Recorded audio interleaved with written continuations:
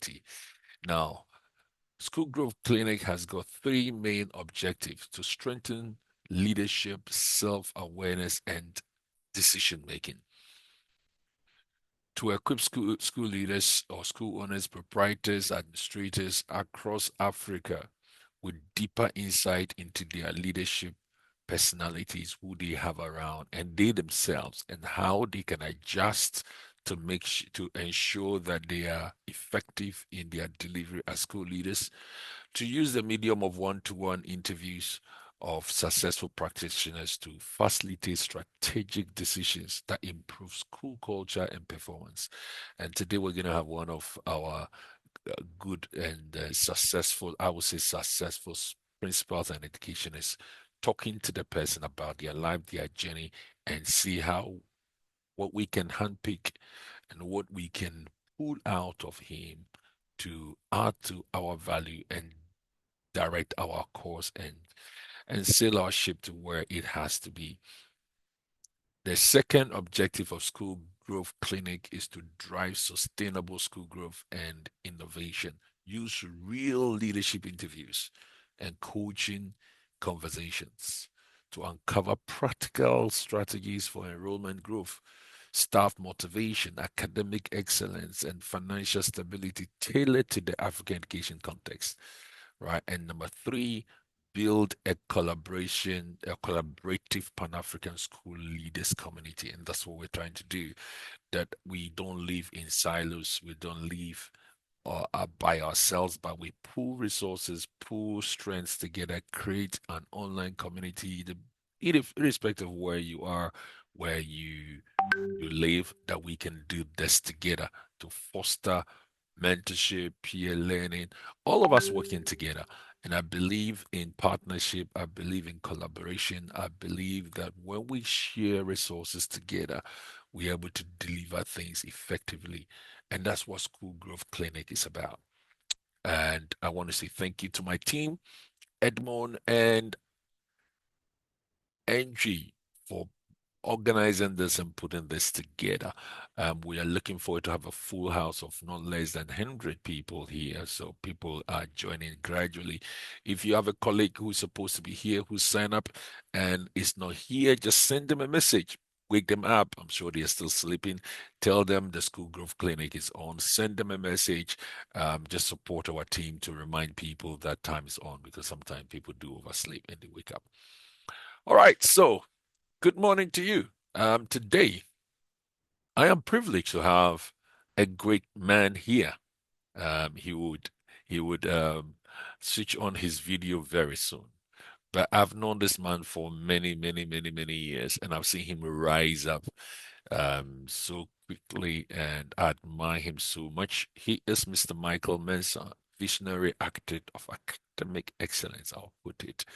For over 2 decades, Michael Mensah has been a transformative force in Ghana's Cambridge international education landscape, shaping minds, empowering educators, and leading some of the country's most prestigious institutions with unwavering excellence and vision.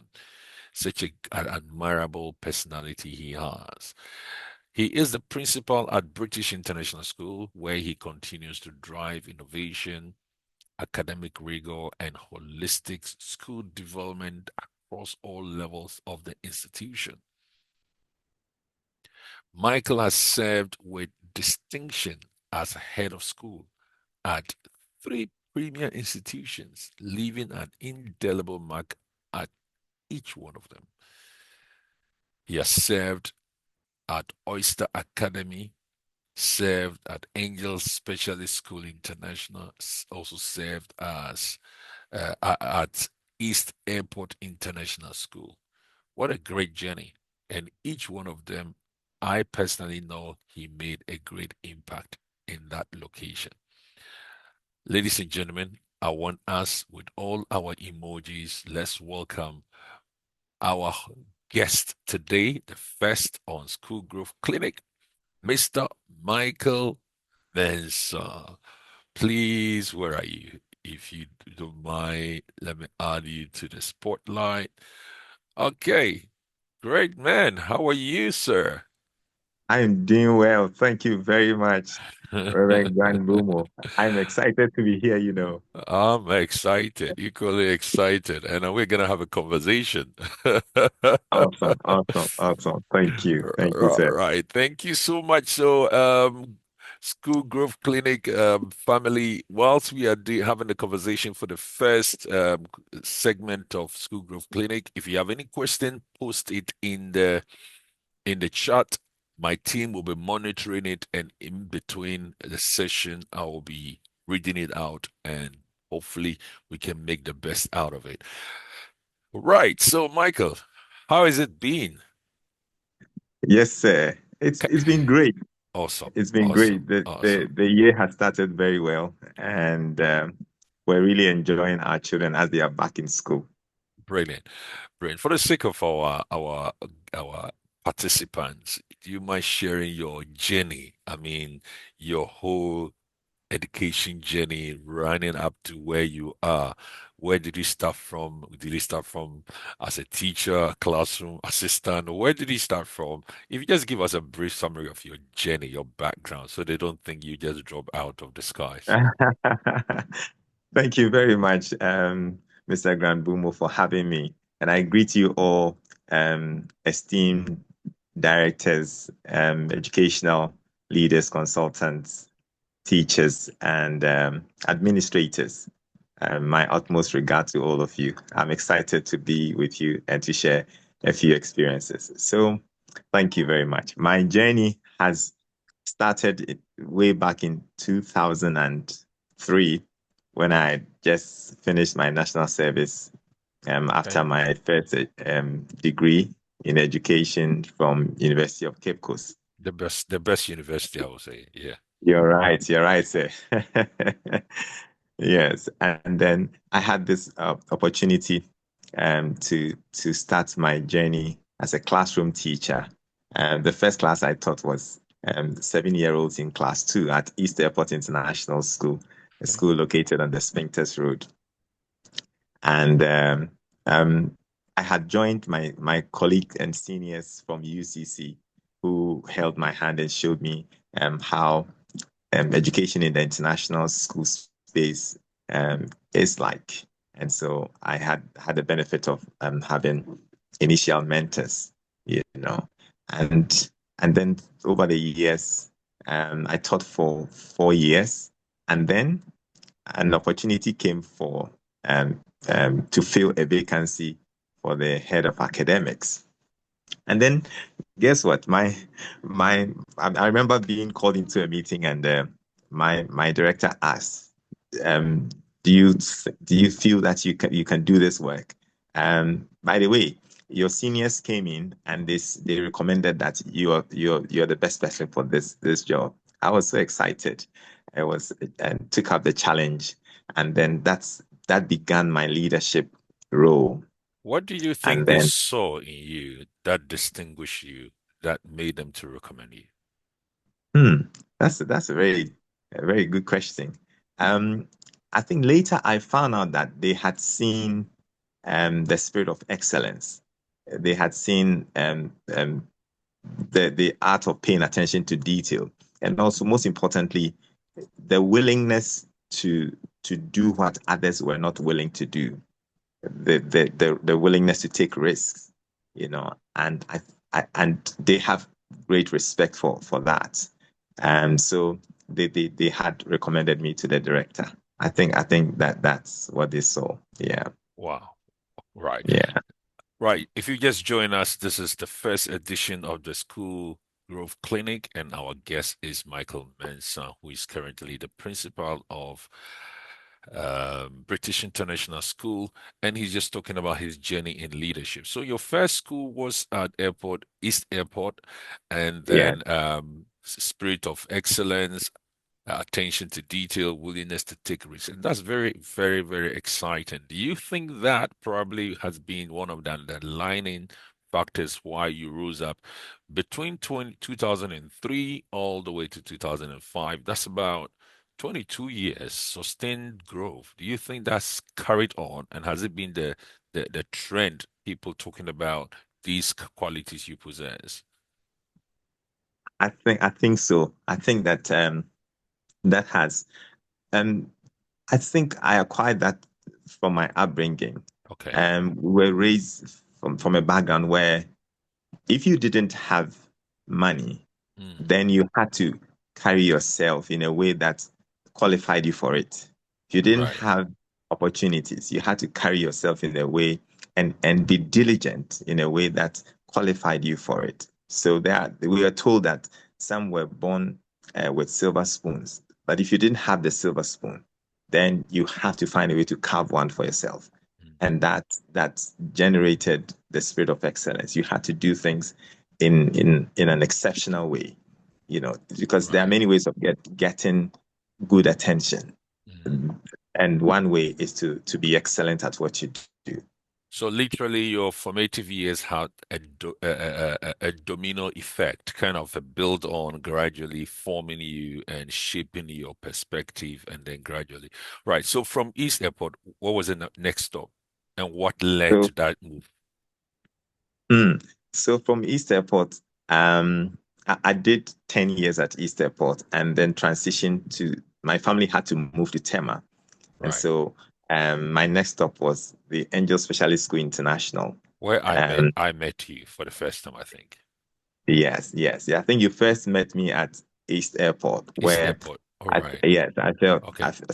I must say that that meeting, those shots, a light went off in my mind about in Mm, that short conversation in my office, I remember, mm. and it changed everything.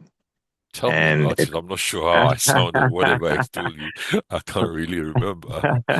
I know, but I remember how after that 5 minute meeting.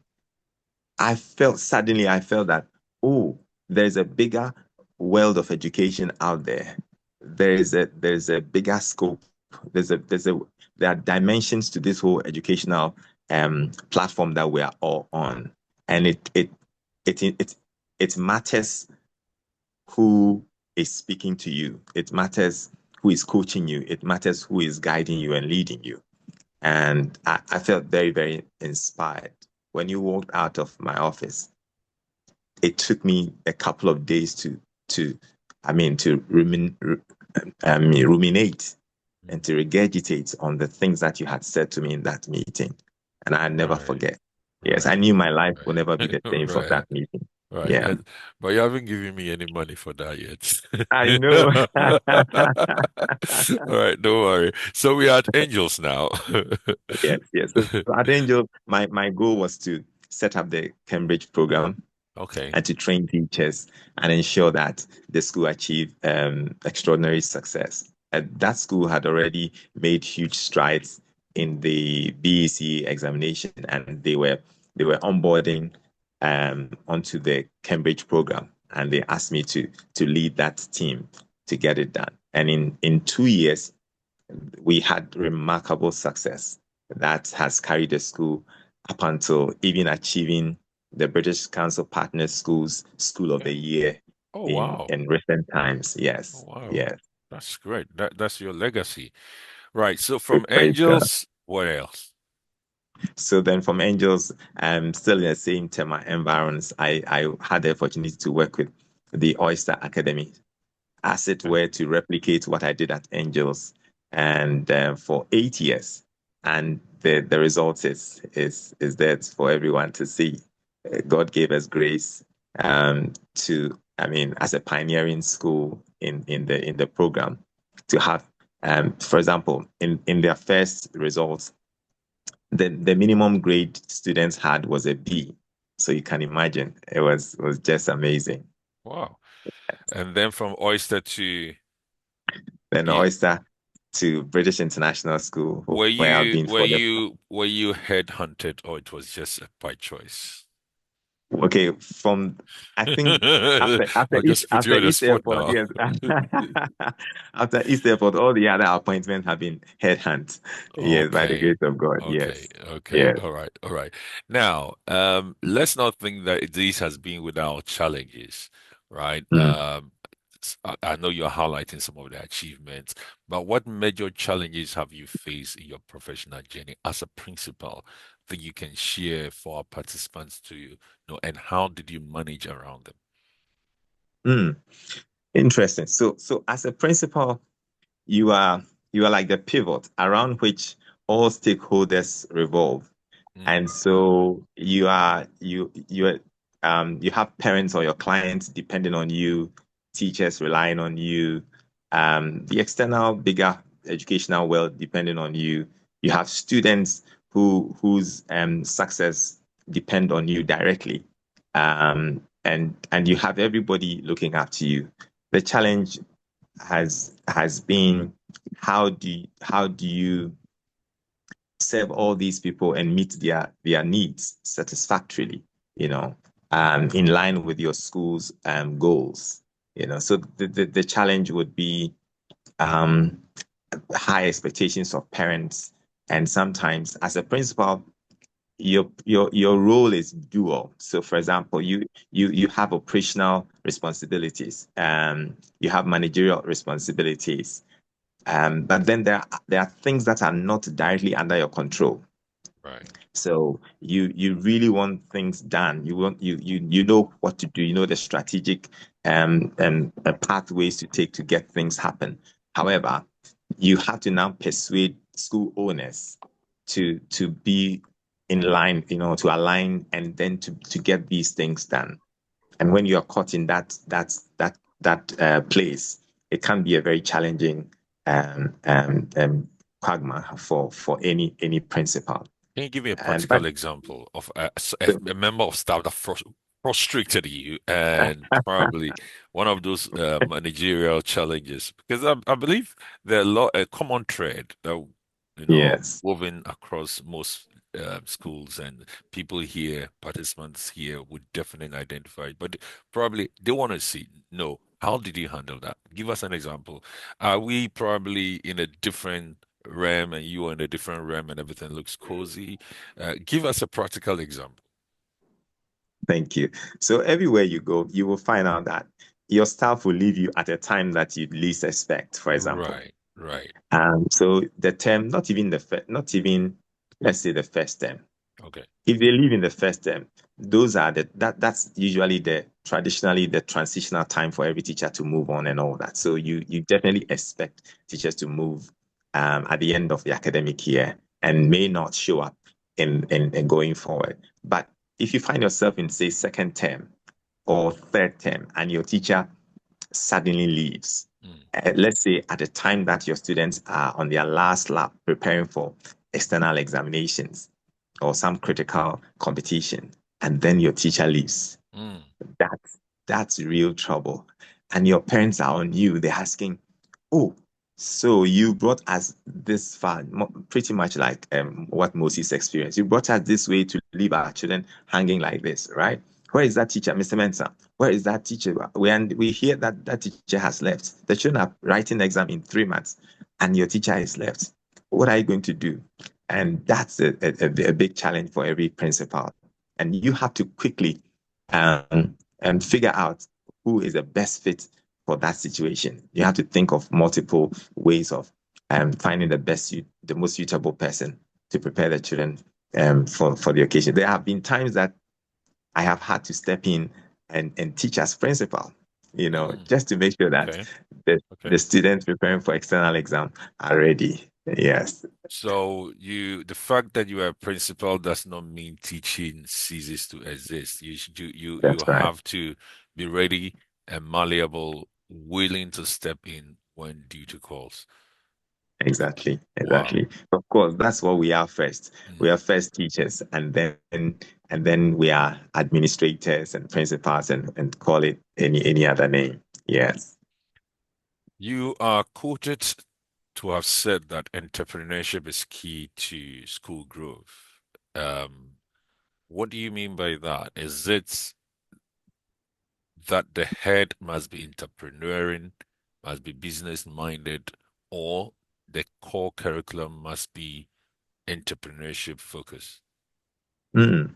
So, as we know, school is a two-pronged force, and there's the educational aspect of school, and there's the business side of school. Mm, Any principal that carries very well these two mindsets and indulges themselves in its activities will do well because the school will grow, but there has to be a driver. There has to be a driving force propelling the school to grow. With the entrepreneurial aspect of the school is what establishes the school as a long-term service provider for the communities. And without that, you can be excelling academically, but may not be too relevant for a long time without the entrepreneurial knowledge of things. Yes. Right. I'll come back to School Grove, but let me welcome those who've just joined us. This is the first edition of School Grove Clinic, and our guest today for the first segment is Mr. Michael Mensah, who is the principal of British International School. He's taken us through his background, starting from East Airport as a teacher, rising up to leadership in different capacity, but to his current position as the principal of British International School, which is one of the top schools and Cambridge partner schools in Ghana. And we've been talking about his journey and his experiences. We're going to go on. But whilst we are talking, please, participants, pop your question in the chat. Yes, post a question at all, and we would read it and put it before our guests.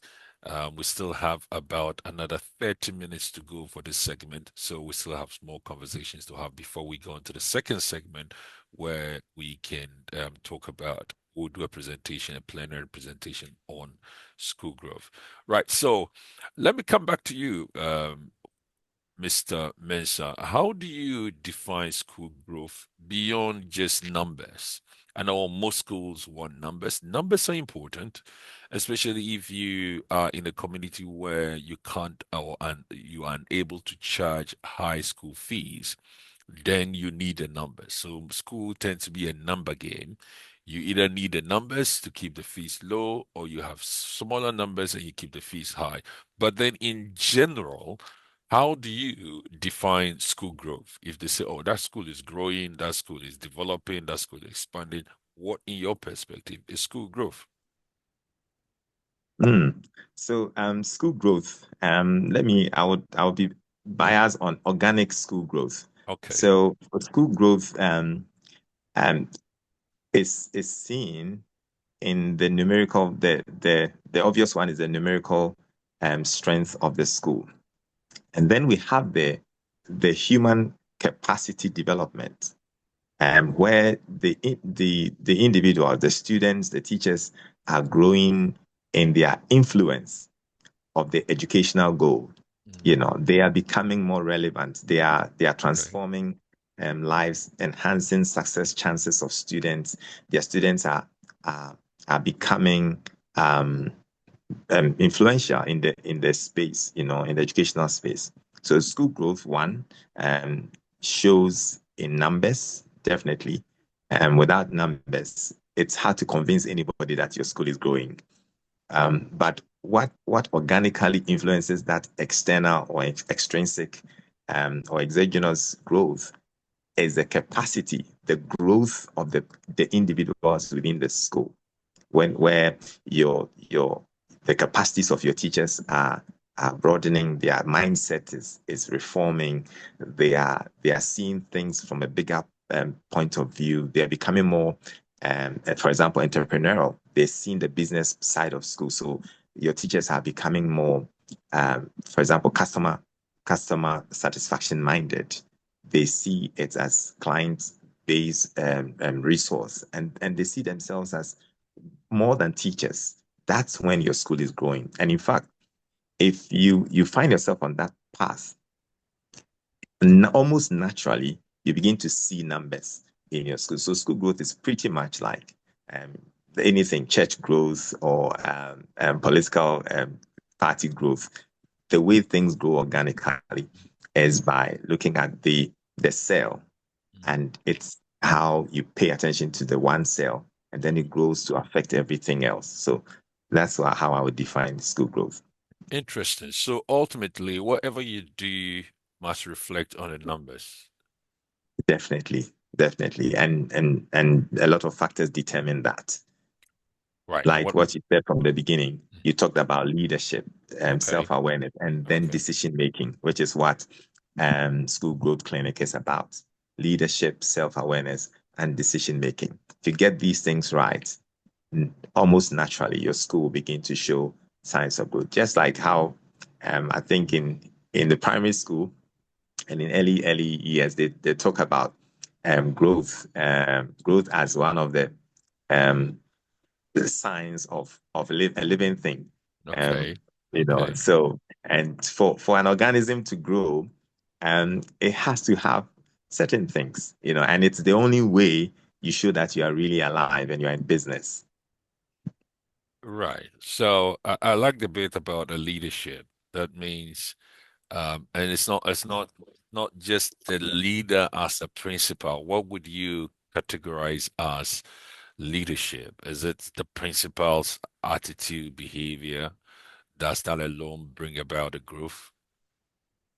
Mm. I remember in one of our GlossNet trainings, we learned something very, very important, which I would say is another milestone that I can trace some of the major successes that I've achieved too, which is the leader and his role. The leader um, and the teacher as a leader, you know. Mm, The leader is, as a principal, the principal as a leader. Now, it brings to the table your influence. How do you influence people to achieve the goals of the organization? Um, and that's everything about the principal, therefore, matters to the school growth. If you can connect even the way you carry yourself within the school to the growth of the school, and you know exactly how to get there, you surely are going to achieve school growth. Great organizations um, grow because of their leaders. You cannot separate the leader or the principal from school growth. Just like um, a great team, like talk about any great team, Manchester United or Arsenal or any team. mhm. If you take any team and you give them if you take the best of teams and give them a bad leader, you're going to make a big mistake. And the same way the other way around. You can't take a great leader. If you take a great leader and you give them bad material, he is able to transform the materials into after his likeness. And before long, everything will be patterned after his personality, his qualities, his leadership skills, his perception, and his intuition, everything around him. So it's a very, very important factor in school growth. And that's why with GlossNet schools, they have a huge advantage because the capacities of their principals, their leaders are being built, and the data is there to show the significant impact on what leaders can contribute to when school grows. Brilliant. So that means if your output is not your desired um, one, you have to question the input. So the leadership influence matters a lot, and that definitely influence our output. It's more like everything becoming feedback to whatever you put in, isn't it? So your teachers, their attitude is feedback to you, students' results is feedback to you, enrollment level is feedback to you. Everything seems to be like feedback to you, what leadership is doing. Is that true?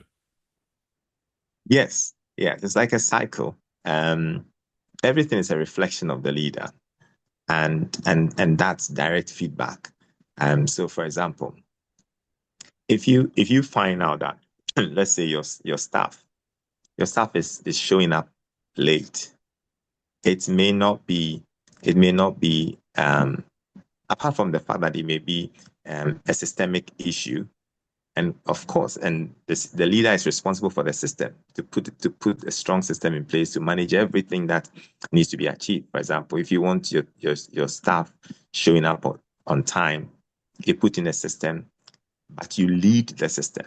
More than the system is the one that is driving the system, the one that is leading the system. So it's very, very important that a leader takes on these feedback and responds appropriately, responds accordingly and in time. Fantastic. Right. So we have a few uh, few questions posted in the chat. I would read them to you. You probably jot them and decide what order you want to respond to. Whilst I'm doing that, I would love to have one person contribute. Maybe if you can raise up your hand, I will let you say something, either contribute, testify to what he's saying, or you want to make a statement or verbal questioning, lift up your hand and I would let you speak. So I'll give you just 10 seconds to make that decision, whilst Mr. Mensah catches some rest. It says, how do we tackle student retention, ensuring families stay? I mean, yes, ensuring the family stay in school. Number two, as a leader, what do I do and how do I make the teachers see themselves as more than a teacher and part of the institution? Okay. Um, then the third one says, as a leader, how do I maintain my teachers in my school? So it's more of pupil retention and teacher retention, right? And apart from that, students growing, right? So whilst you're thinking through this, let's listen to let's hear Ernest. Your hand is up. Yeah, good morning. Good morning. Yes, I thank you for your inputs, and I think it's very insightful. What I want to comment on is just past statement you just made concerning, let's say, attendance to how you the leader being taking the lead. Mm, So, for instance, coming to school on time, it motivates the other people or the other teachers to also mm, come to which is a systemic issue. Now, in a situation where, let's say, you the proprietor, you are part of the school, and then you have a head teacher and they all look up to you. But at some point, you decide that, let's say, I want to stay away a little bit for the head teacher to take full control. But when you're not around, the head teacher is not able to fit into that position so well, mm. even though you have trained the head teacher. But anytime you step back a little bit, you realize that, for instance, attendance becomes poor because the head teacher himself doesn't come to school very much on time. What do you do in such situations? Okay, that's a good one. Thank you, Ernest. Mr. Mensah, over to you. Hmm. That's a good one, Ernest. So, when you've done everything, you've trained this head teacher, and they're still not able to lead a team or be a good example. You may need to tackle it from a personality point of view. You may need to um, bring him in to see the impact of what his actions or inactions on the rest of the team. And sometimes we may do generic trainings and we may feel that it should automatically translate into transformation for this individual.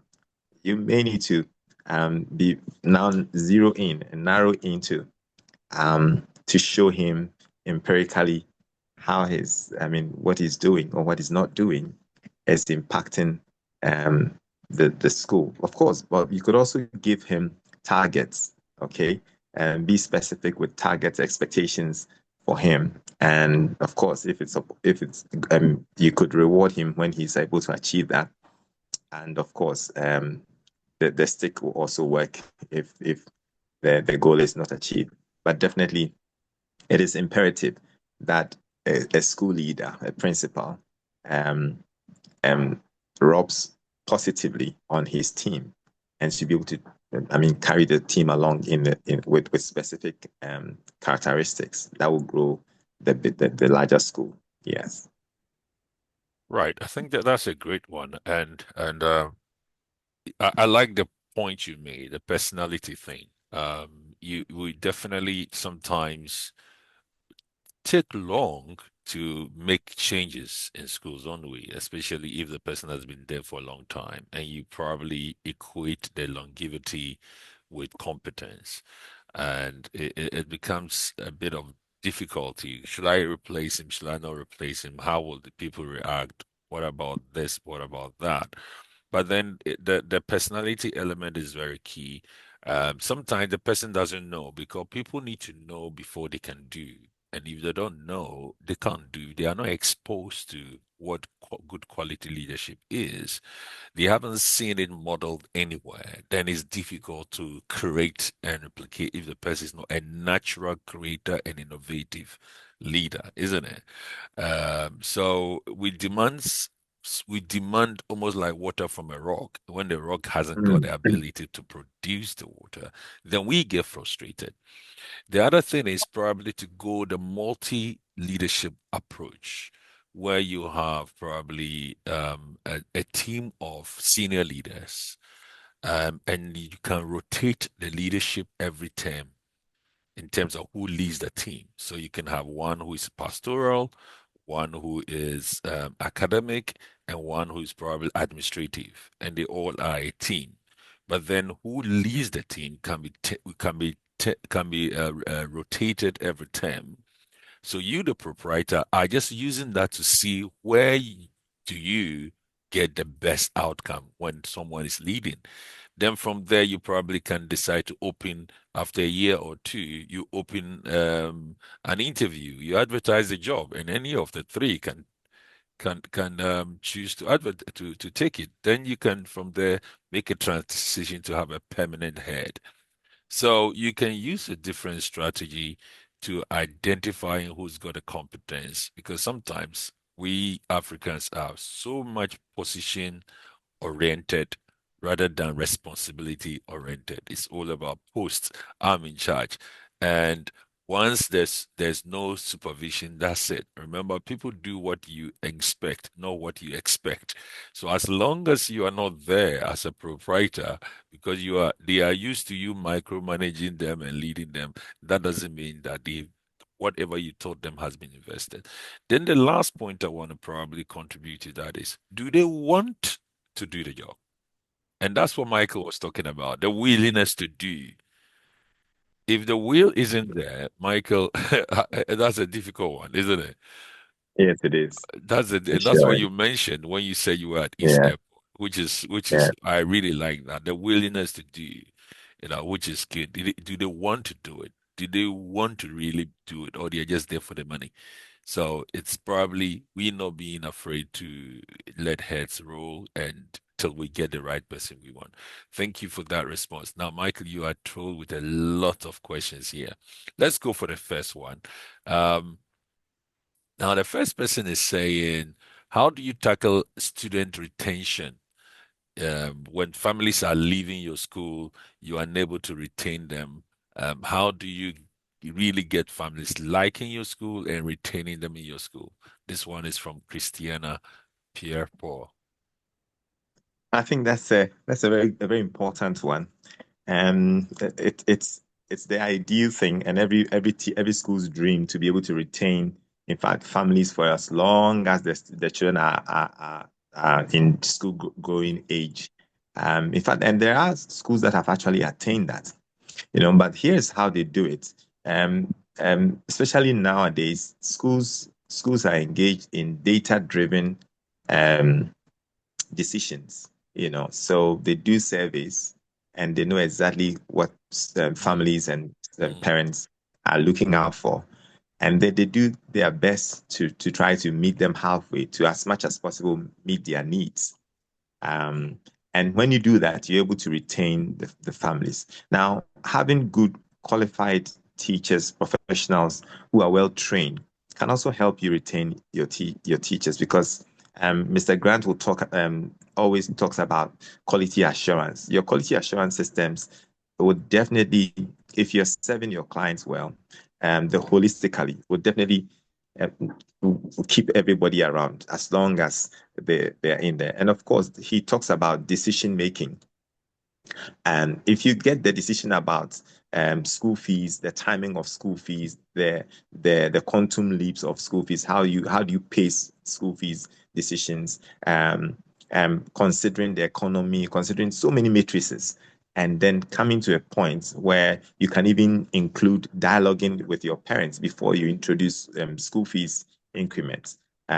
These things are sensitive decisions and which could go either ways. And if schools get these critical decisions right, they are able to retain their families. Apart from that, I mean, deal with the have a good operational system that attends to the concerns of your parents every day. Um, and one of the let me mention this specific thing. One of the things that one of the factors that is responsible for families leaving school is how teachers deal with their children Mm, in the process of offering their duty of care. Some teachers are loose in their speech. They are careless and insensitive about what they say, what they do, and they aren't as professional as they ought to be. And that would let your parents decide on another school. right. So all of these come together to help you retain your teachers. But nobody walks away from a place where they are well taken care of. Right. That means as a leader, as a school head or principal, your ears must be on the ground. Definitely. Every now and then you should know what is Yeah. happening, and you should there should be systems that enable parents to report easily. And um I like what the other thing you said about interviews. Is it the same thing as exit interviews where parents are leaving, you want to find out why they are leaving and all that? Um, Yeah. right. So how will that So help? while they are in, Mm, whilst they are with you, you yeah. need to um periodically do your surveys to Okay. know whether you are meeting their expectations or not. And take Take note that and feedback. pay attention to the feedback you get Yeah. and know exactly what to do with your team so that you can improve. You constantly are improving. And then the exit interviews too are very, very as important as the ongoing interviews that you do. Very, very important. Yeah.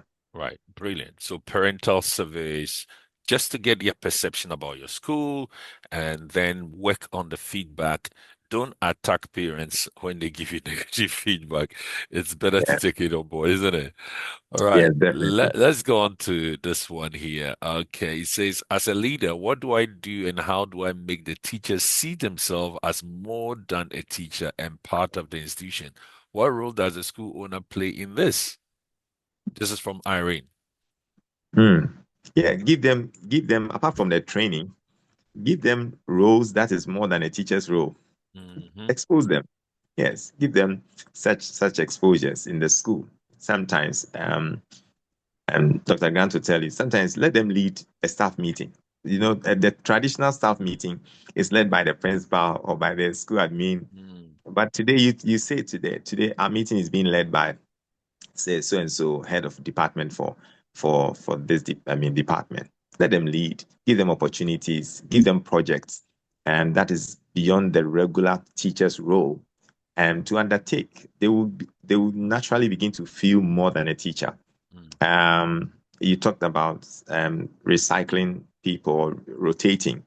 Put them in charge of, let's say, attendance this week, or school fees collection, or um, parent satisfaction, or what do you call that? Client satisfaction. mm. Yes, put them in charge of that. This term, that's your goal. Um, plan trainings on this. Um, all the other teams will help you do this. As you give them that opportunity, they'll begin to feel more a part of the school beyond just being a teacher. And they begin to own that responsibility, begin to feel the heartbeat of the CEO, the principal, or anybody.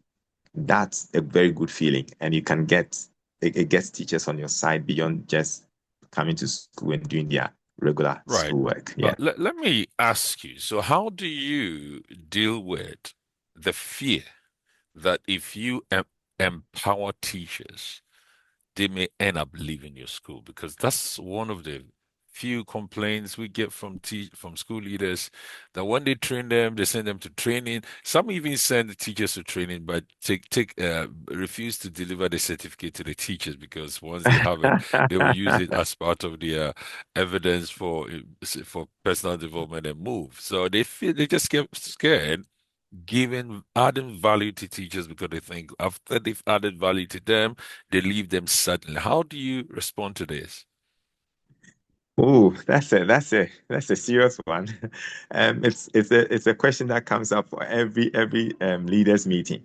But you see, if you look at what Abraham Maslow said, and then what Bishop Dag Heward-Mills, a leading and prolific writer in growth, organizational growth, says about this, he talks. There's a also an article about the laws of loyalty. Mhm. The laws of loyalty would give you the assurance that when you genuinely make impact and input in your teachers, they tend to stay. And this is very, very empirical. That's They true. tend to be loyal. I mean, the question to ask is not what if they don't leave? What if they stay?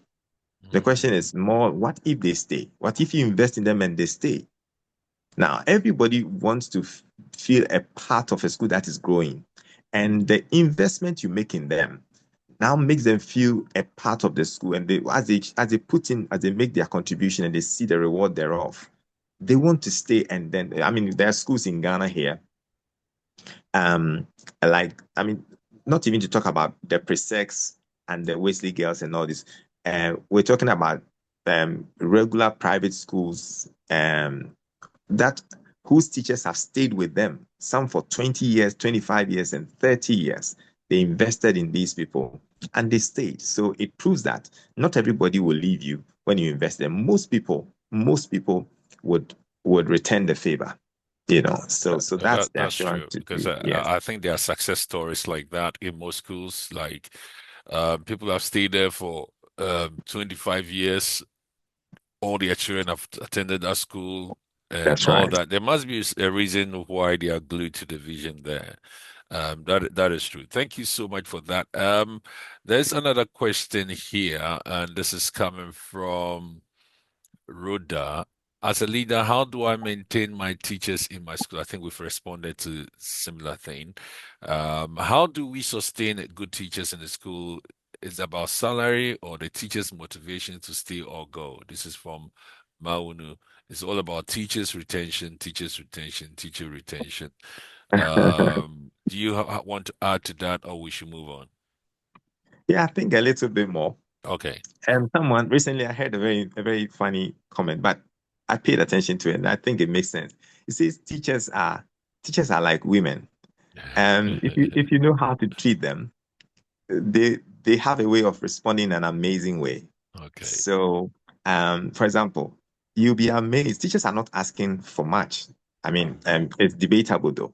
They're not asking for much, but the little things that you're able to do that makes them feel you care about them and they are on your mind will go a long way to retain them. For example, one school said, okay, this term, this is what we're going to do. Every time we'll do something for our teachers. So this term, before Christmas, I think on the 23rd or the 24th, just about the last day of school, they brought in a professional makeup and beautician to come and do their nails Oh, and wow. pedicure and manicure for all the ladies. For the gentlemen, they gave them, I think, a pair of socks and some other ornament. I think yes, and a tie.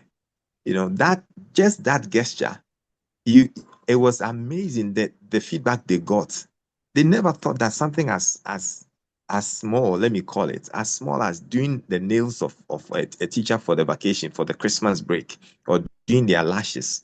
They did lashes, they did facials, and they did nails for them. And that they never stopped talking about it. So little things could That make a contributes great to their difference. well-being, isn't it? Yeah, You just yeah, have yeah, a deeper emotional impact on them and it lasts forever. yeah. That's good. Thank you so much for that. This one is asking you a direct question. This is from Priscilla, was there any resistance when he was made the head of academics? If there was, what did he do, or what would be advice advise the teacher promoted to be a leader, but teachers can't accept it? So this is internal resistance, isn't it? Yes, yes. Okay, so what was your experience like? Did you, when you get promoted at each point of your growth, did you face any resistance from subordinates, from a team, and how did you manage that? There wasn't an overt resistance because we had built a very strong team. And a leader who emerges out of a team, out of equals to become um, a leader must know how to manage that transition.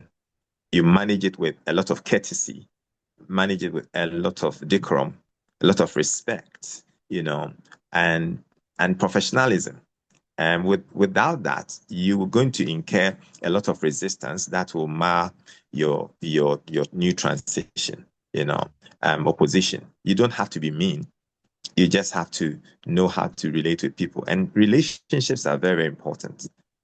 Everyone who would do well in the role of a principal or a school leader must relate well. It is one of the things you would identify in the first 10 minutes with Dr. Grant Bulmuo. And if he's a good leader for all of us, I think that relationship is so important. You cannot treat it anyhow and get cooperation or allies on your journey. Mm. So it maybe there were I didn't experience antagonism, any overt antagonism, but all was support. I told you how it was my seniors, the same people who would have opposed me, are the people who actually recommended me for the position. Yeah. Thank you very much. If you've just joined us, this is the School Growth Clinic, and our guest today is Mr. Michael Mensah, who is the principal of British International School in Ghana, and taking us through his journey and responding to questions by participants. If you have anything to say, contribute to it, just lift up your hand. We're still on a segment. I think another 10, 15 minutes, we'll let him go. What probably I wanted to add to that before our next question is our sister, no, is it Maunu Francis, our brother Francis, is that anytime groups are formed, there are four stages of group formation: the form, the storm, the norm, and the perform. So once something is formed, even if they change one leg of the group and bring another leg, it's almost like a new group altogether.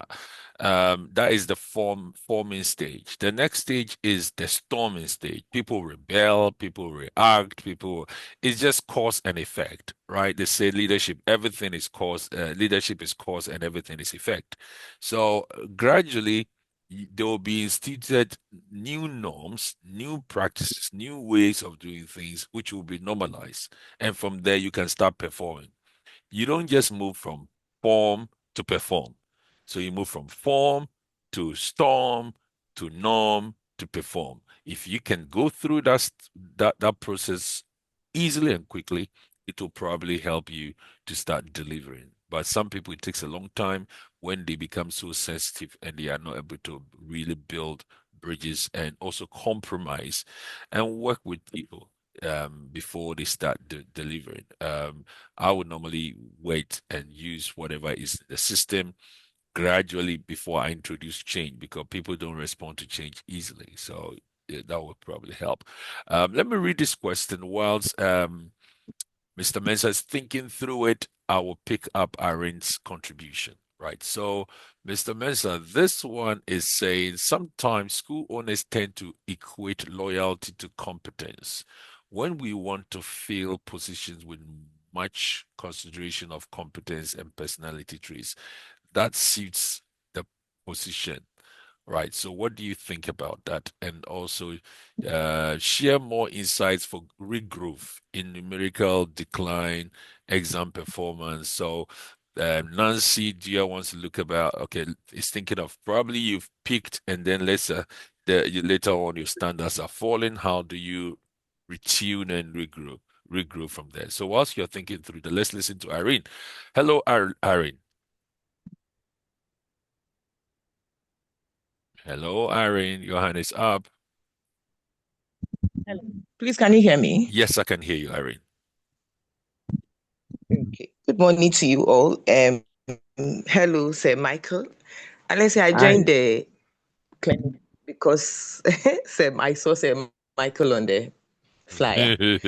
The comment I'm passing this comment basically because I know we have some school owners here as well as leaders. You see, we are looking at why we don't keep teachers. Sometimes school leaders work so hard to get a teacher to grow. And it's so painful when you see a teacher, especially when you get a new teacher fresh from the university, you put so much in the teacher, you see the growth in the teacher. You see what the teacher is putting in. It gets to a point where you're supposed to gain something from the teacher to give back. And then you see the teacher go. I want school owners here to also know that sometimes there are little things that get the teachers to leave, not because they do not like the place.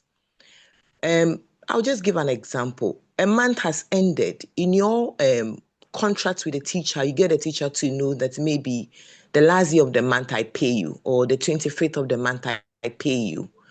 But then it's like sometimes when the month ends, you just hold on. There's no communication. You just hold on. It's like anytime the month ends and it's time for you to pay them, that is when you see things you have to discuss, talk about, and then you hold on to the teacher's salary. It enters the next month to the 7th, to the 8th before you are paying them. Some of these things, you lose the teachers, and then the hard work of the leader crumbles. I want to say that it becomes a big disadvantage to the leader, and the leader sometimes gets demoralized because you know what you're putting in, you know what you're supposed to get. And once you get such good teachers, you put in so much in them and they are leaving because of things that can be solved, it becomes a problem. I think this is the right platform for all of us here as school owners and leaders to also look at. When it comes to where you are supposed to meet the part of your bargain and you hold on, not for any reason, it also some of the things that you not get the teachers retain. And sometimes we look down on a teacher leaving because you can get a teacher who is leaving the school and is pulling some students out of the school. But sometimes we neglect that part.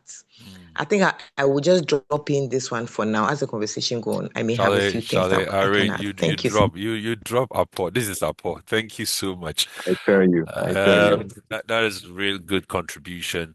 But in addition to that, probably, what do you think, Mr. Mensah? Don't you think we should start thinking of our contribution to teachers as contribution to Ghana or Africa human capital?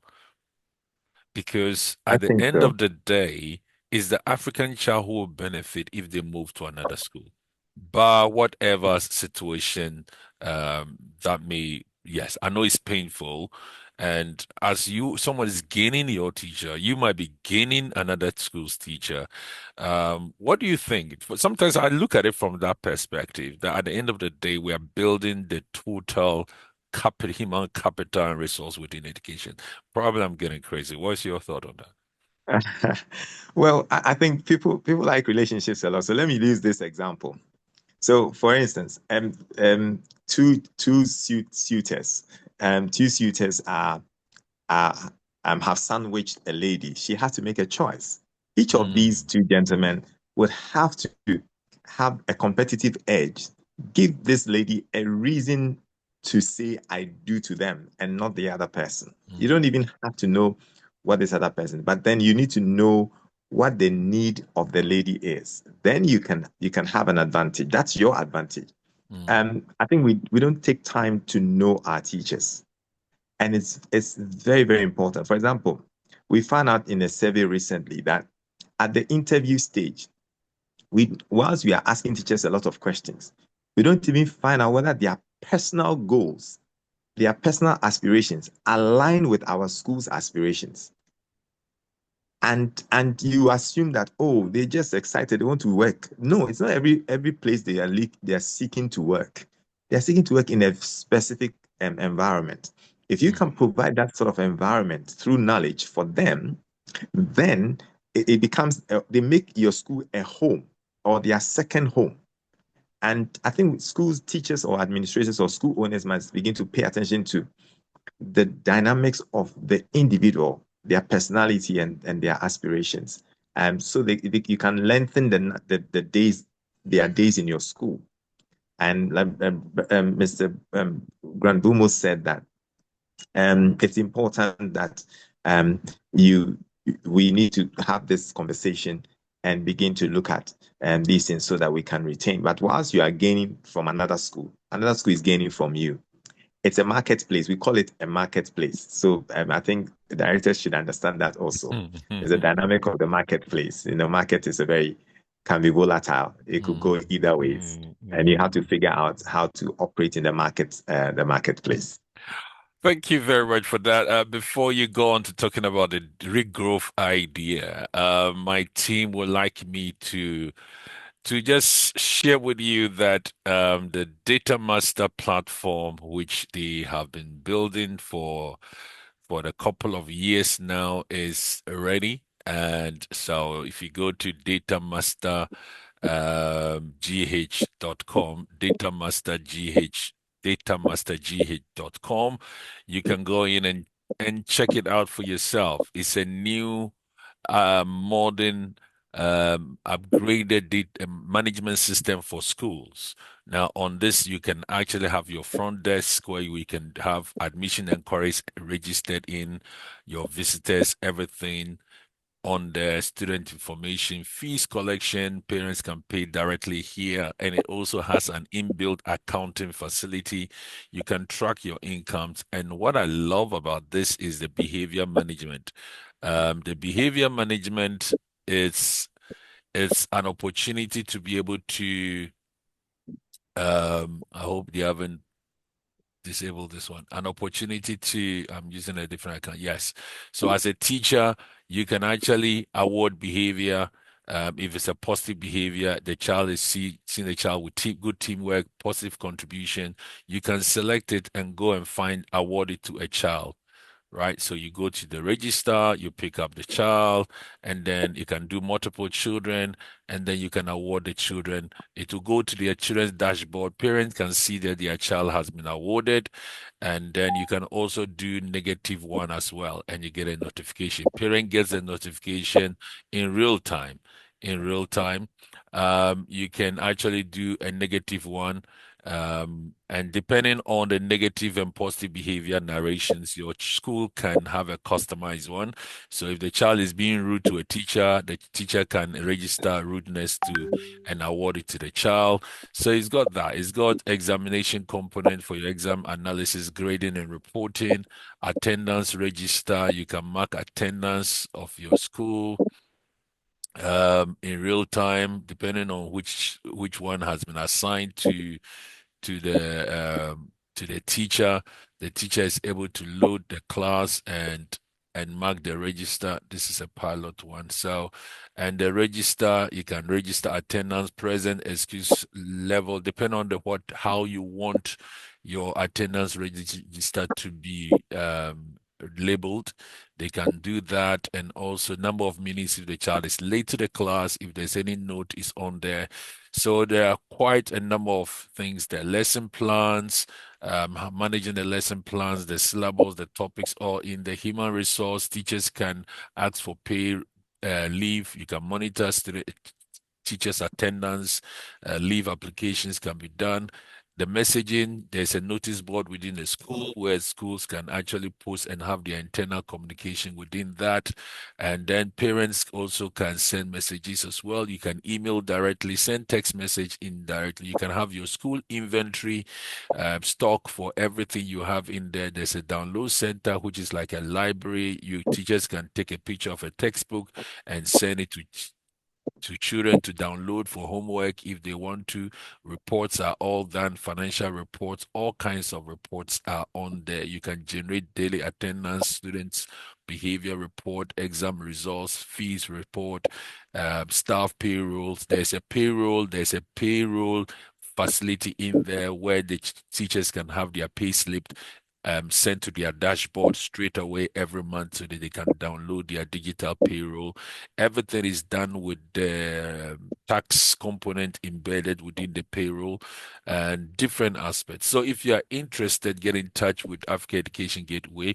And this one is delivered by the EduTech Capital Service aspect of Africa Education Gateway. And they would really start looking at it. They will soon be opening for promotion.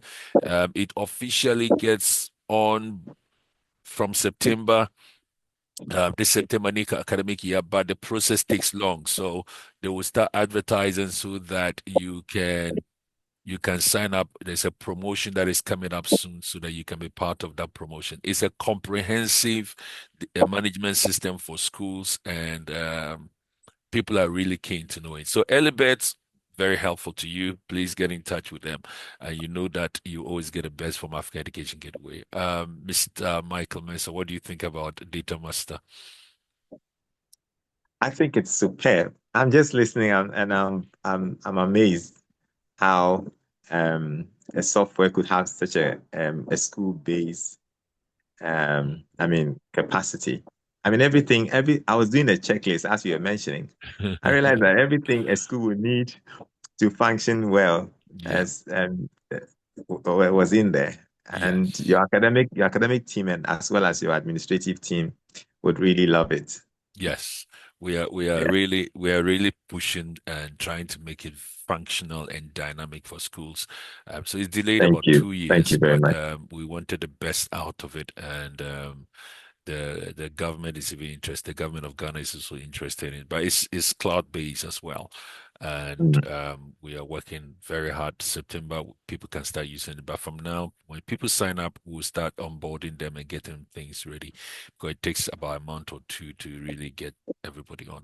All right, so let's go back to it. If you have just joined us, this is the first edition of our School Growth Clinic, where we talk about school growth and what can help and enable our schools to develop, grow, and enrich our experience and knowledge. The second part will be a presentation, but we're still on the interview section, which we call the principal voice. We have Mr. Michael Mensah, who is the principal of British International School, a man with significant experience, almost 22 years of experience, and he's so loaded. We've touched on various aspects in his professional journey. And we are the questions and answers segment. So if you do have any question, pop it in the chat and we will definitely read it. This is supposed to be a quarterly event. So every time, every quarter, we will have a session like this to just enrich our knowledge and our skill. Thank you so much. So let's go back to the question where the person was asking about if your school is experiencing a nosedive and you want to revamp everything. So how do you re-engineer growth as a proprietor, as a school leader? How do you turn things around? I would say figure out what kept you growing until you stopped growing. Mm, You need to identify what kept you growing. mm, Was there something you were doing right? mm, And then take note. Of course, the seasons might have changed. And that's one of the mistakes that schools do. They assume that all the factors will be the same over a certain period. But the factors do change. Some factors are very erratic, and you may need to know how to respond to them. But definitely, it's important to take note of what kept you growing until you stopped growing. mm, Then you do surveys to also know what happened, and then what can you do. I think I cannot overemphasize enough the importance of data-driven decision making in schools nowadays. mm, You know, things don't happen by chance. There is a cause, there's an effect for every cause, and vice versa. And so it's important that knowledge, of course, and a school is supposed to be a place of knowledge. You must understand what's working against you and what's working for you, and know how to navigate your path. For example, if you plummeted on in numbers, for example, you cannot ignore what what made your parents live in droves, and do pay attention. And we talked initially about exit interviews. Of course, there are genuinely people who, because your school has grown in terms of a certain reaching out to a certain class of parents, some people will fall by the way, which is okay. Um, but if people leave, a certain number of growth is not coming in as you expect, you definitely need to be interested and get more curious and find out what informed that, and then definitely respond appropriately. That's what I would say. I mean, in brief, yeah. Thank you for that. We have one from Francis again. Francis, please, how do you address teachers in a school who with vested interest or whose vested interest is good salary and not willing to go extra mile for learning in learning challenges? I've seen teachers stay, at least for the past 4 years. We've retained a good number of our teachers at British International School. And I guess one of the things we did, which I could share, is um, we did something close to performance pay, for example, where your extra mile counts. We quantify your extra mile. So the quantitative measure of your extra mile now feeds into how much reward you get. And we found out that the teachers put in a lot. A lot of teachers go a lot of extra mile. In fact, some teachers, as far as, for example, spending their personal money in creating even classroom resources, that's Mm, extra mile. mm. Some go the extra mile to make sure that parents are comfortable, children are experiencing good services. And working with parents and making sure that everybody's making input into identifying the extra miles that people go, and rewarding them for that at all levels and in different ways, was very, very helpful. And so I think that extra mile must be rewarded so that people can stay, not just for the pay, but also to know that it's worth working here. Do you think sometimes we give the negative aspects of people's behavior in school too much attention? Sometimes just a minority, 10%, 20% distracts our leaders, while the 80% probably go unnoticed. I think so. I think this is very, very empirical, as you said. Just like in a classroom, you would think that the majority are rowdy. No, if you look carefully, you will find out that just a few people are causing the chaos. And if you know how to deal with just those people, and I'm praying that directors would have the temperance to always to patiently look at um, the bigger group and what good contributions they are making, and focus on them and reward them. The bad nuts will naturally fall away, and you retain a good number of your teachers. Always focus on the positive. I think it works very well. Yeah. Thank you for that. We get this from Patrick Quao. Says great discussion from two great men. I am glad to have had some relationship with both of you. Thank you, Patrick. You're such an amazing, Thank generous you. man with your words. Rhoda Brent 2 says, is it a good sign of is it a good sign for my teachers leave my school to just a nearby school? And what may have been the reason? What do I do? I can feel your pain, man. All right, Michael, any encouragement for our dear sister? Yeah. We feel your pain. We feel that can be a very it makes you, it can even make you doubt yourself. Can make you question even your best plans and your the best practices that you're putting in place just to retain them. Um, but encourage yourself. Going into another school means that you've raised good teachers. I mean, to the point that your competitors see that they see them as good quality that can transform their own school. But these are some of the hazards of proximity. But I think if you go deeper, if you look closely, you can know how to solve that problem. Yes. Okay.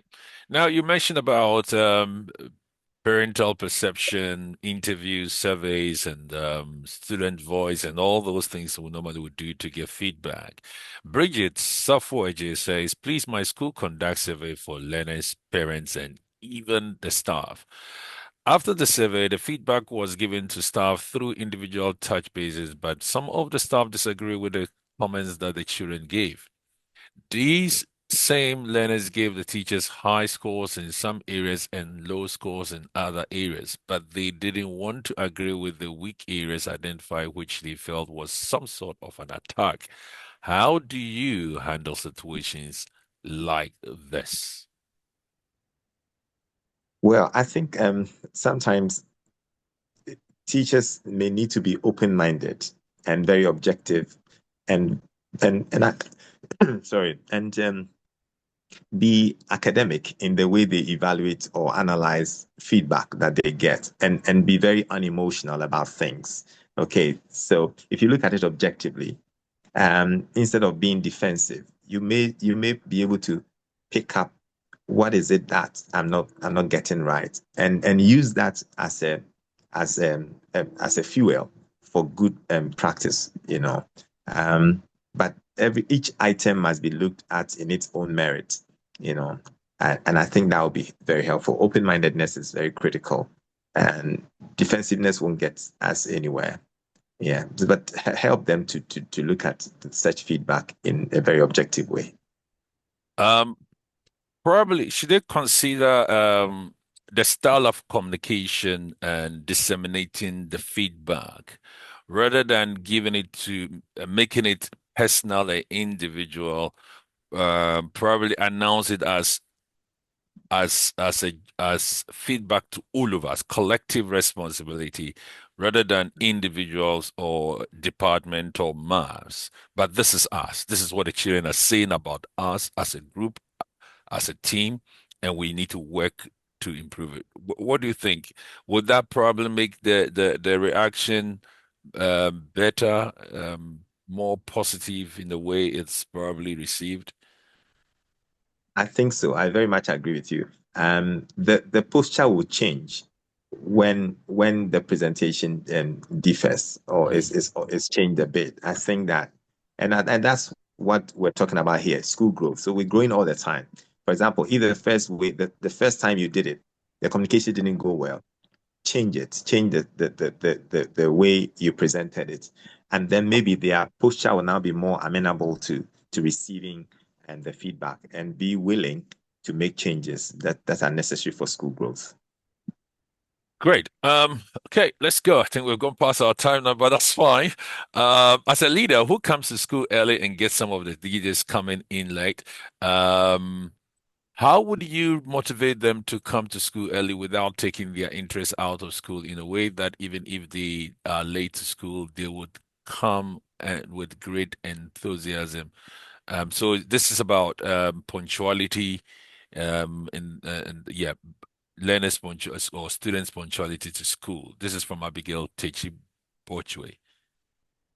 Yeah, I think that basically make it rewarding. Make punctuality, reward punctuality.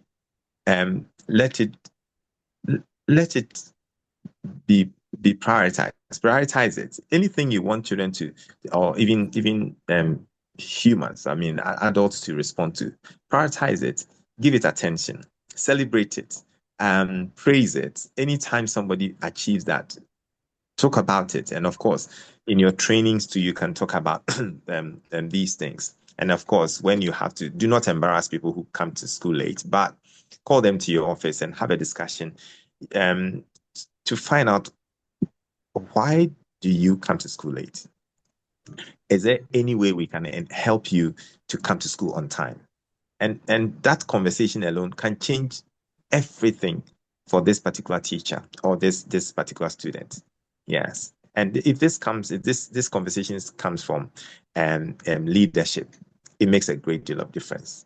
I once had such a conversation, and that person who was almost being thrown away, that teacher was almost being thrown away because of that tardiness. I mean, that lack of punctuality. Now he has risen to become a head of department, Mm. coming to school on time, being a role model. I mean, leading. I mean, punctuality with just that conversation. So don't generalize it every time. Sometimes personalize it and bring people to your office and have that conversation. It will make a great deal of difference. Brilliant. Thank you so much. Johnson Ado says good presentation this morning. Please, is this presentation going to be shared with participants, especially those of us who joined late? Yes. Like I said, it's a quarterly recording we would put it together. We'll package it like a video podcast so you can have it and watch it. That definitely on schoolmotions.com. We'll definitely upload that there. Christiana say, what are some key marketing strategies to increase admissions? So we'll come to enrollment and what we can do. I think that's the latter part. What can we do to increase enrollment and sustain it in the school, right? So just take note of that. Amanda Budge says, "Thank you both for such a meaningful and impactful discussion. This is so important to all of us in school leadership. Thank you, my good friend Amanda." Nana Benyua Dogo says, "I like the idea of rewarding teachers going the extra mile. My challenge is what to classify as the extra mile." Right. So they want to know, what do you consider as extra mile? Is it responsibility? Whatever it is. Right. So take note of that. Laurentia Dafie Mako, my wonderful auntie. God bless you. It says, is it a good sign if a teacher you want to give the opportunity to join leadership asks for what you will pay him for her extra for being given, okay, probably an HOD position? Especially in the case where you know the teacher doesn't have the average capacity to take the role, but you want him to learn on the job and take up the challenge of a higher role. Right. Can you just take these two together? So one person is asking, what is actual whole thing about extra mile? What would you classify and consider as going the extra mile? And then if a teacher is making their acceptance conditional, you know that you want the person to learn on the job, but the person probably has a higher estimation of themselves, and they think that, well, if you give me this, then this thing has to go, rub my back, I rub your back, kind of thing, right? All right, Well, so how do you go that's about an it? interesting one. So let Yeah. me start with the second one. So, Uh, and it may be that, of course, whilst we were still reading the question, yeah. I was thinking, could it be that initially I thought that maybe this person knows their value and that's why they're asking for that. But then the second part clarified it, which says that you know that this person is not really, let's say, cut out, I mean, or not ripe for it, but they will need some training and some input before they can produce. But they just at their potential level, you want to give them a chance. I think that conversation needs to be had, and so that they come into they accept it based on understanding and where you pick them from. For example, we called one teacher and we said to him, "You're very good for this. We've seen that we've seen your progress, and we would like to consider you for this. However, we acknowledge that you will need some training and some experiences. This is what we are willing to do. We're going to give you a probationary reward of so and so amount. And afterwards, when we feel that you have come of age and you are making the contribution that we expect, we would now come in with this one." I think conversations help people to accept things based on understanding, and they will not fight it, and that's what you want. And then uh, the first part was the how do you define extra mile? I think when we're doing that exercise I referred to, we practically did that with the teachers. So, for example, we had a meeting and then we said, what do people think it could be categorized as extra mile? And they actually defined it. And so it's exactly what they defined, which we factored into that and performance pay. So that everybody was clear what extra mile is, and they know exactly how to get the rewarded for their extra mile. Yeah. Yeah, So it should be community driven. The teachers should lead it, and probably you can do a whole afternoon on that. yeah, Can we reward? What should we reward? yeah, And then put that into a structure where you can actually probably, if you take on a responsibility, if you decide to run after school club, if you take on responsibility to run maybe break duty, or you be responsibility for quality of marking, all kinds of things. They probably can bring some suggestions and then decide what the pecs would be. Right. Let's yes. shift gear to enrollment. Right. So, what strategies have you found most effective for increasing school enrollment sustainably over time? Um, the organic nutrients will be quality service. Okay. Everybody is looking for quality teaching and learning. If that's my child, I want a school where my child understands the things that are taught. Mm, A school that where my child can succeed. The teachers understand the way my child learns, and they go the extra mile to ensure that he's making progress. And they treat my child as an individual. They track his progress. They report on it. They have meetings with me. I make contributions. I'm updated. Um, my child's day is fed back to me. And as soon as they see red flags, they call me and things like that. And my child is making progress. When my child couldn't read, now he can read. These are the organic things that drive school enrollment. And of course, the proper management of um, financial burdens for parents, like feeding, like school fees, transport, and those things. Um, if you find you find your competitive edge over your competitors, you would definitely retain enrollment and grow it. Everybody, and then of course, marketing. Marketing is has marketing has come to stay with us. It's a market driven economy, and you have to find a way to let people know how good you are doing in your school. We found out that a lot of schools are doing marvelous things, but the public and even their own community do not know. That's sad. You would definitely have to let your neighbors, your community, and everybody you want in your school know about what you're doing. And today is a very competitive place, and you have to be intentional about how you reach out to people to drive enrollment. Because see, if your enrollment gets better, that's when your ease has begun.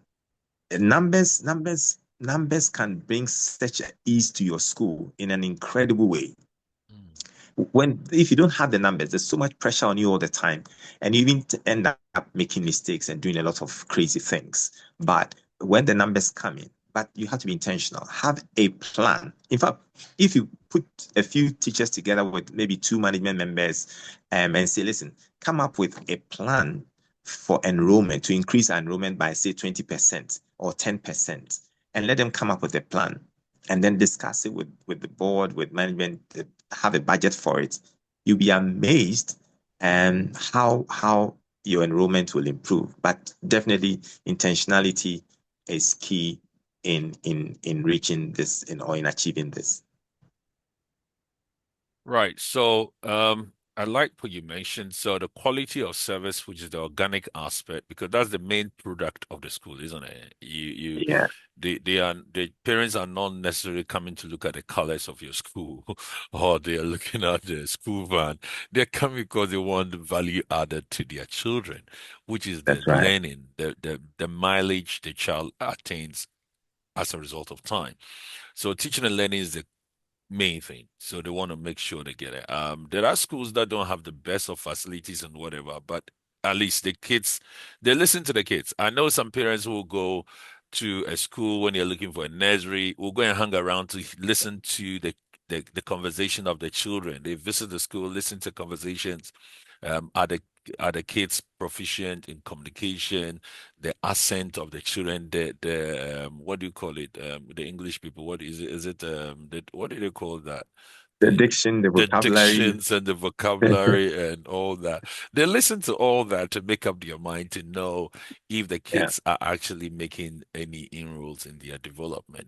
So that is a good one. That's good. And then you also mentioned about the intentionality.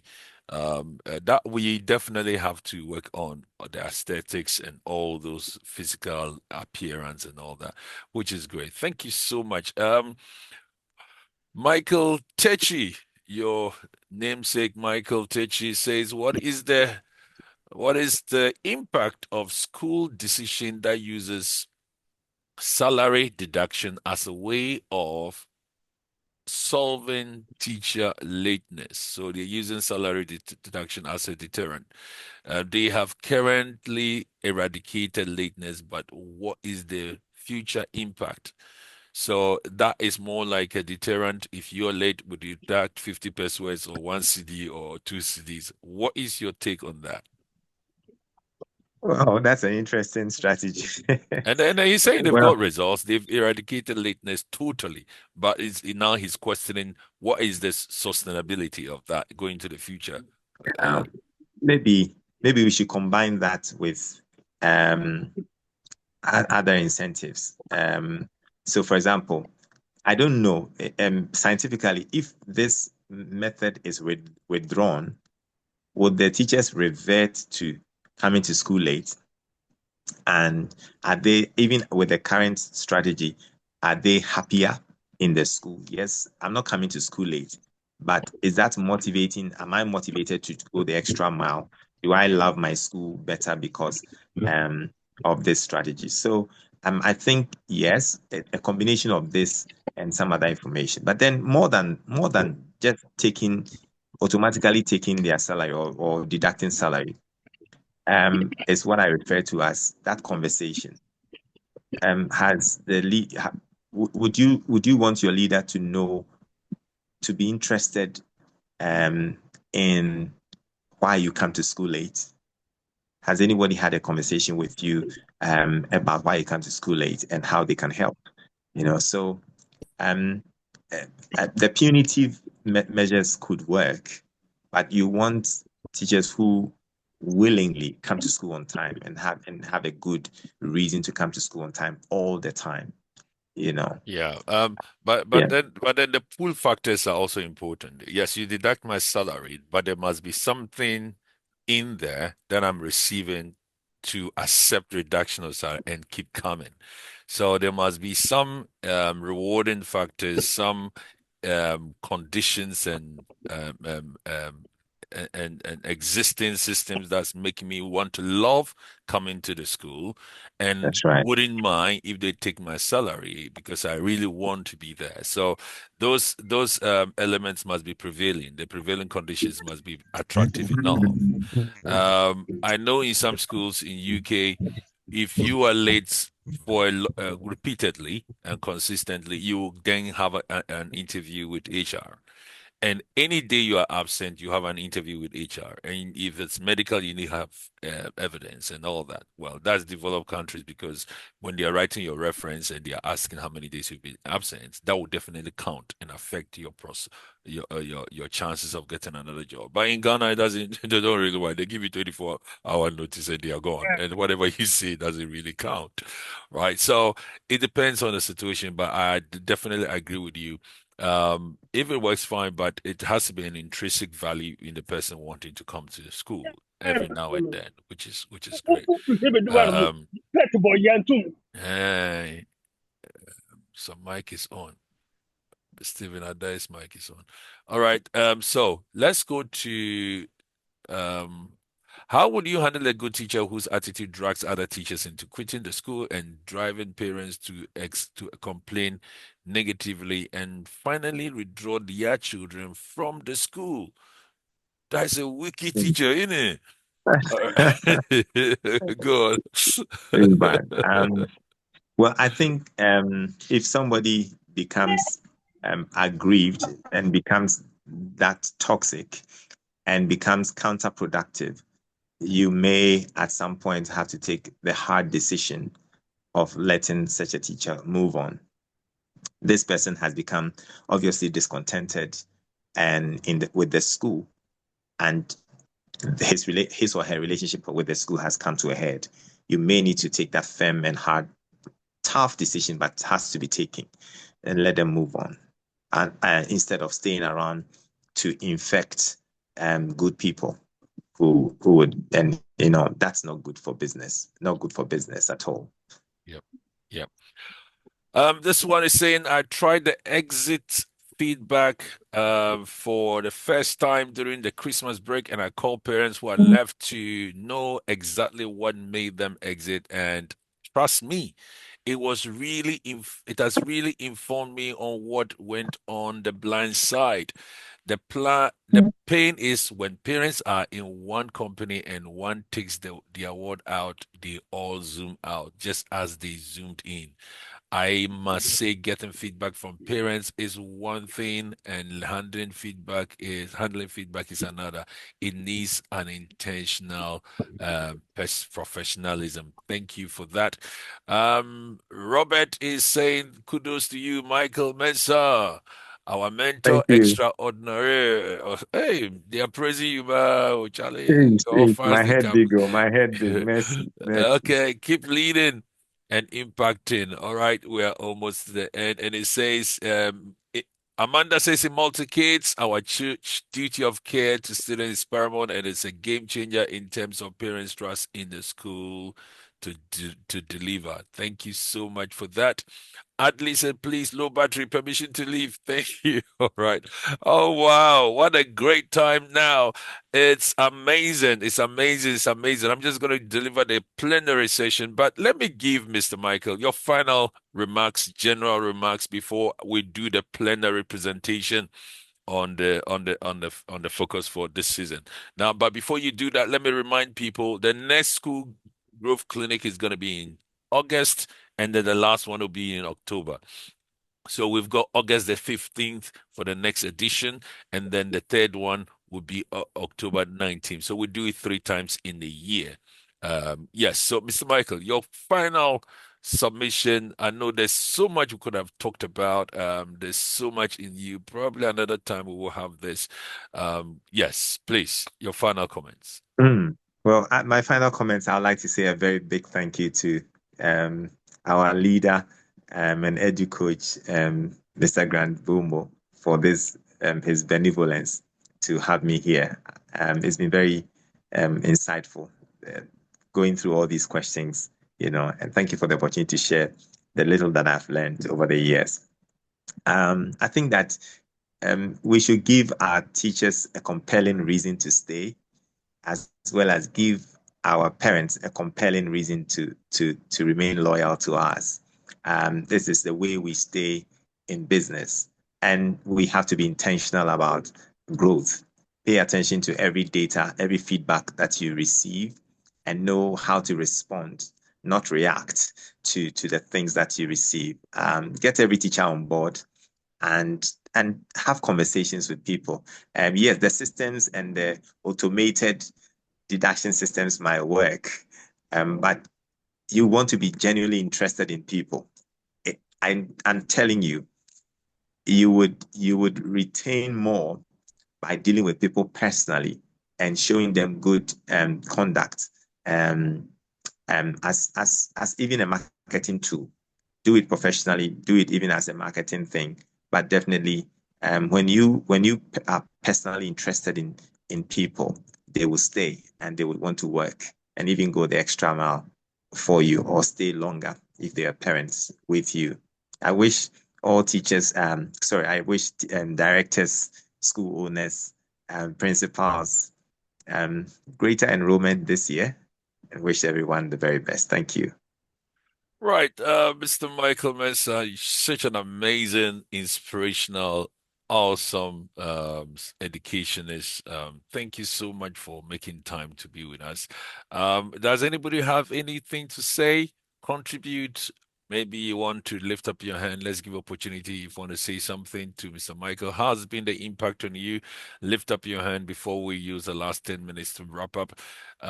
If you want to lift up your hand or put something, what have you learned so far? Which aspect really, really hit home? What are you taking away? What is your takeaway? If you want to say something, just lift up your hand up and I would definitely give you opportunity to say something, right? If you want to say something positive, respond to something which he said that resonates with you, you have a testimonial, a good practice in your school, you can post it or lift up your hand and I'll give you opportunity to make that comment and that contribution. Christian Pierre Paul says, great insight. Thank you so much. Learn that driven decision making is key. Yep.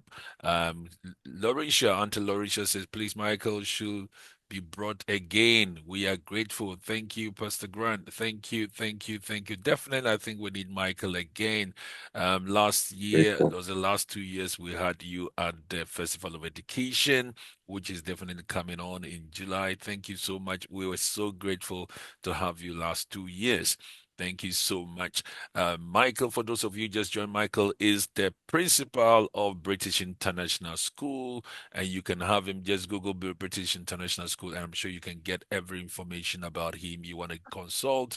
And they are one of our good practice schools. Good practice schools. If you want good practice, you want to go and observe, look at how things are going, just get in touch. Lastly, if you know any school leader in any country that you think we should interview at School Growth Clinic, you want to the person opportunity to share their good practice. They've got good practice and good experience, and their experience will be useful. And just let us know. Send contact information to our office. Hello, Gilbert Sam. You've got the final word.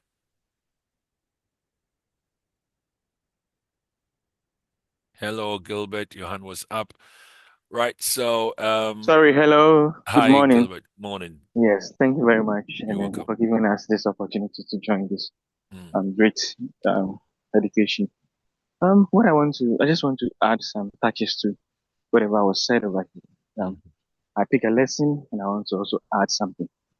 Um, when you I've been working with an institution for 12 years, and this will be my 13th year.